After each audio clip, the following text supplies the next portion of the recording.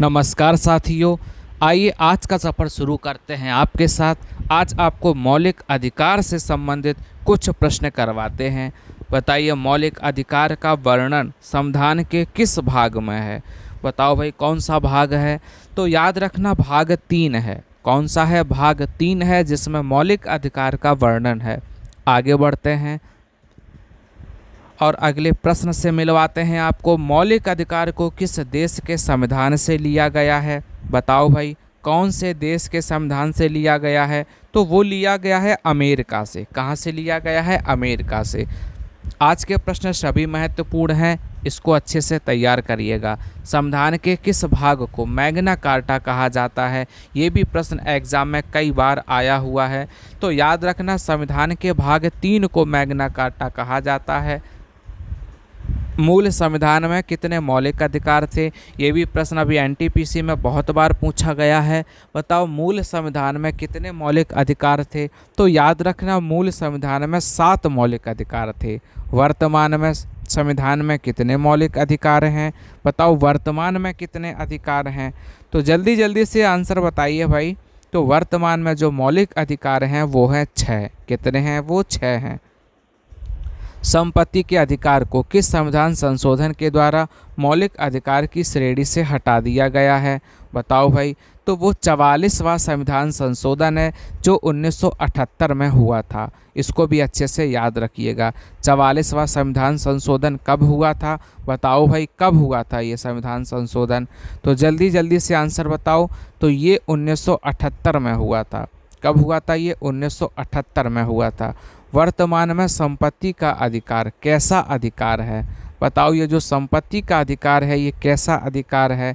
तो ये कानूनी अधिकार है। कैसा अधिकार है? ये कानूनी अधिकार है। आगे बढ़ते हैं। किस अनुच्छेद के तहत संपत्ति का अधिकार कानूनी अधिकार है? वो कौन सा अनुच्छेद है जिसके तहत संपत्ति का अधिकार कानूनी अधिकार है? तो वो है 300 का। कौन सा है ये? 300 का है।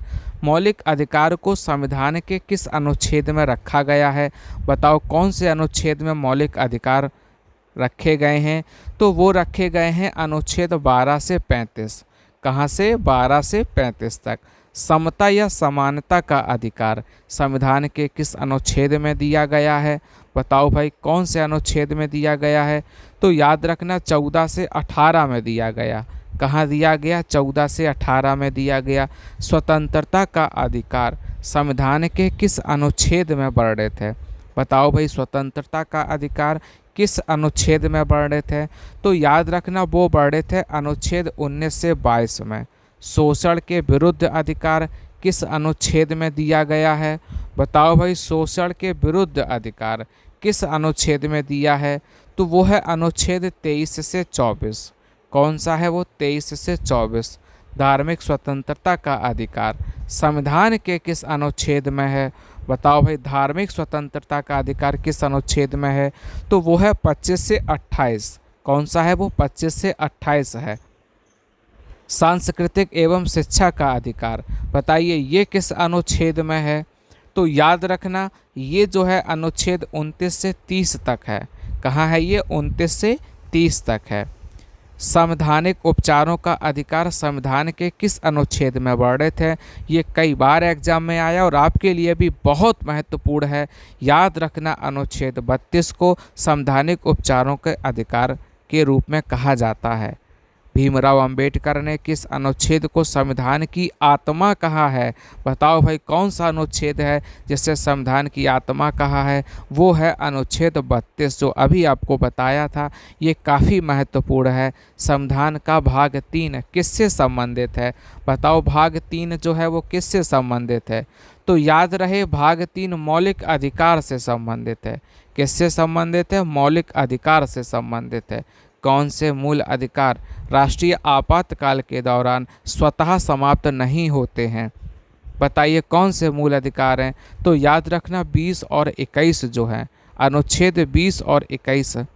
संविधान में वर्णित मौलिक अधिकारों में कौन सा संशोधन कर सकता है? बताओ भाई, मौलिक अधिकारों में कौन संशोधन कर सकता है? तो याद रखना, वो संसद है। कौन है? संसद है जो मौलिक अधिकारों में संशोधन कर सकती है। मौलिक अधिकारों का निलंबन कौन कर सकता है? बताओ, मौलिक अधिकारों का निलंबन कौन कर सकता है? तो निलंबन करने का हक राष्ट्रपति को है। किसको है? राष्ट्रपति को है। भारतीय संविधान के अनुच्छेदों में से कौन विधायन सत्ता पर पूर्ण नियंत्रण लगाता है? तो वो है अनुच्छेद 14। कौन है? अनुच्छेद 14 है जो विधायन सत्ता पर पूर्ण। भारतीय संविधान में नौकरियों का समान अवसर प्रदान किया गया है। बताओ भाई, ऐसा कौन सा अनुच्छेद कहता है? तो वो कहता है अनुच्छेद 16। क्या कहता है?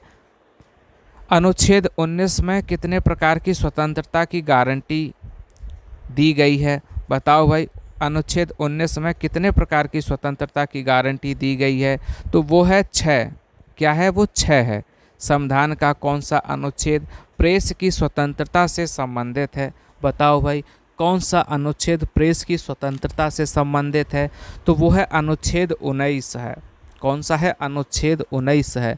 किस अनुच्छेद में कहा गया कि किसी भी व्यक्ति को एक ही अपराध के लिए एक ही बार से अधिक अभियोजन एवं दंडित नहीं किया जाएगा? बताओ भाई, अनुच्छेद 20 है वो। कौन सा है? अनुच्छेद 20 है। आगे बढ़ते हैं। चलिए, आज का सफ़र आप सबका यहीं तक। आप सभी का बहुत बहुत धन्यवाद।